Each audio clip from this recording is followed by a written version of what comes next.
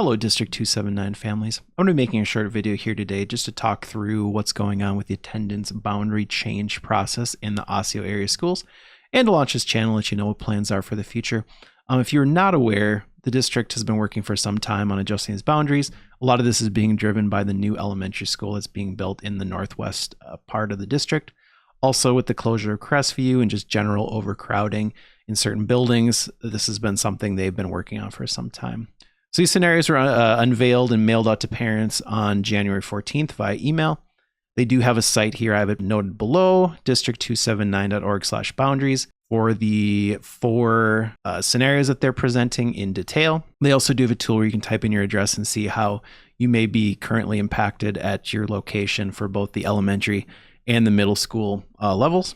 And then also I have a note here, current boundaries are at district279.org/maps. I will include all these links in the description below, so you can go down there and click on those, review them yourself. But I'm not going to go into detail on these four scenarios in this video. I'll say that for a future video, looking into the four scenarios in a little bit more depth.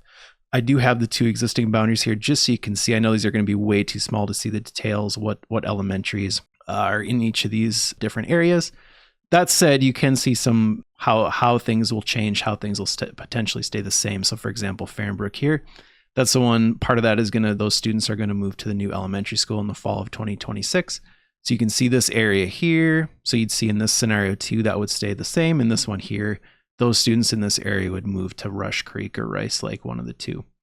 So four scenarios, as I mentioned, scenario one would impact roughly 3,000 students.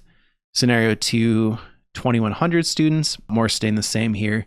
For example, these Basswood students in this area here, the majority of those would continue to go to Basswood. Maybe some Oakview students would move there. One thing to note here too in the scenario two, I believe they're pushing for a strength is that they were trying to generally have all the buildings be within the attendance area. So you can see they would now have this line here because Oakview, Cedar Island are right next door to each other. I believe looking at this, there may be possibly one or two exceptions over on the east side of the district, but generally I believe it is the buildings will be located within the attendance areas.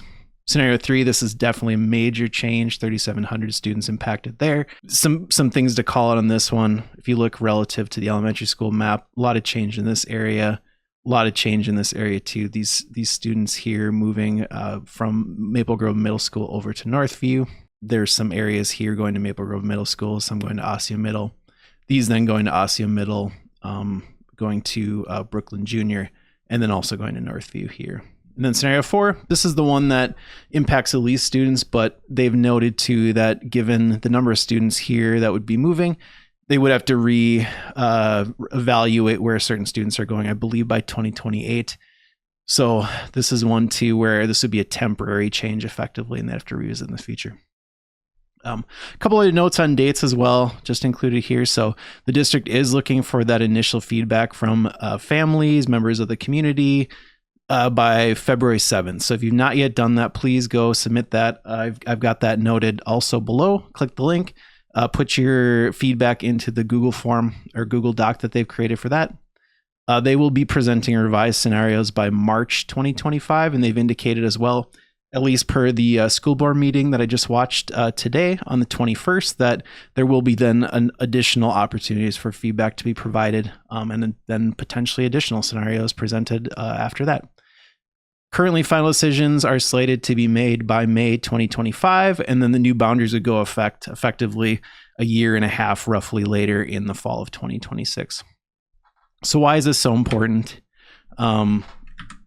No grandfathering. They didn't indicate that at the first community meeting that they had, I believe on the 15th. That's huge. So if a student is currently at a building, there's no opportunity for them to stay there once the changes go into effect in the fall of 2026. For example, you've got a student that's going to be going into 8th grade in the fall of 2026. They're currently at a middle school and that boundary changes, they have to go to a different middle school for their 8th grade year.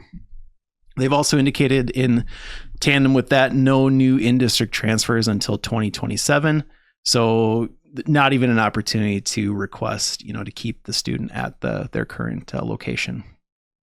Some of these scenarios do impact a very significant number of elementary, middle school students and families. I just ran some quick math here on that scenario 3. That was 3,700 students. If you subtract out the number of high school students in the district from 20,000, that's almost 30% of students that's going to be impacting. So I personally would be pushing for some type of an in-between solution, like say that scenario 2. But yeah, definitely a major, 1/3 of families potentially having to make a change here as a part of this. And then lastly, district indicated that all scenarios except for scenario 4 would last for the foreseeable future.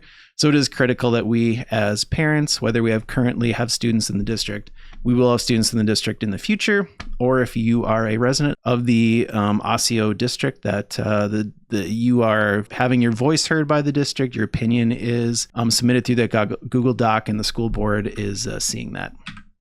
So what should you do this week? Review the 4 proposed scenarios. Make sure you're clear how that's going to be impacting you wherever you're located. You can do that at district279.org/boundaries. Definitely submit your feedback to the district by 2/7. It was noted by the superintendent during their January 21st school board meeting, which I just mentioned, that something like roughly 600 families had submitted feedback, which was kind of a surprise to me. If in certain situations 3,700 potentially students would be impacted, I was expecting a lot more feedback by now relative to the size of the district. You can also email or call your mayor or city council members. I'll include links below as well for those pages for all the cities within the district. And then lastly, share this channel out.